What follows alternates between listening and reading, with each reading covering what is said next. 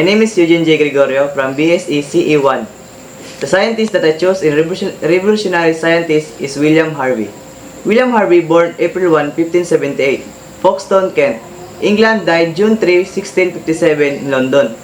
English physician who was the first to recognize the full circulation of the blood in the human body and to provide experiments and arguments to support this idea. In Harvey's later life, he suffered from gout, kidney stone, and insomnia in 1651, following the publication of his final work, Exercise on the Generation of Animals. It is believed that Harvey attempted to take his own life with laudanum, an alcoholic tincture of opium. However, this attempt failed. On June 3, 1657, at the age of 79, he died of a stroke. Harvey was appointed physician to James in 1618 and continued as physician to Charles upon Charles' accession to the throne in 1625. Harvey built a considerable practice in this period, training to many important men, including author and philosopher Sir Francis Bacon. In 1625, Harvey led the group of doctors attending James during his last illness and was an important witness in the trial of George Villiers, Duke of Buckingham, who was accused of poisoning the king. Harvey was rewarded by Charles I for his care of James.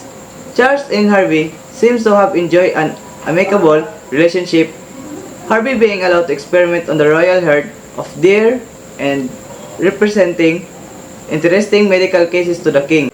Muslim physician Ibn al-Nafis for laser circulation, whereby blood circulated from the heart to the lungs and back without circulating around the whole body. William was very much influenced by the ideas of Greek philosopher Aristotle and the natural magic tradition of Renaissance. His key analogy for circulation, the blood, was the macrocosm analogy with the weather system. A system, thus one might say that the solar system is a macrocosm and the atom is a microcosm. The Renaissance natural magic tradition was very keen on the idea of the human body as a microcosm. The microcosm for Harvey was the earth weather cycle. Water was changing into vapor by the action of the sun, and the vapor who was cold and fell again his rain. The microcosm was the human body where the action of the heart was supposed to heat and change the blood, which is cool again in the extremities of the body, Harvey says, in compare the earlier quote concerning king. Study of reproduction. Harvey spent so much for the left part of his career working on the nature of reproduction in animals. He worked on a chicken as an example of oviparous reproduction, in which embryonic development occurs with eggs hatched outside the mother's body, and on deers as a sample of viviparous reproduction in outside the body, which embryonic development occurs within the mother's body, resulting in the birth of live young. Harvey's work in this area generated a wealth of observational detail at the time.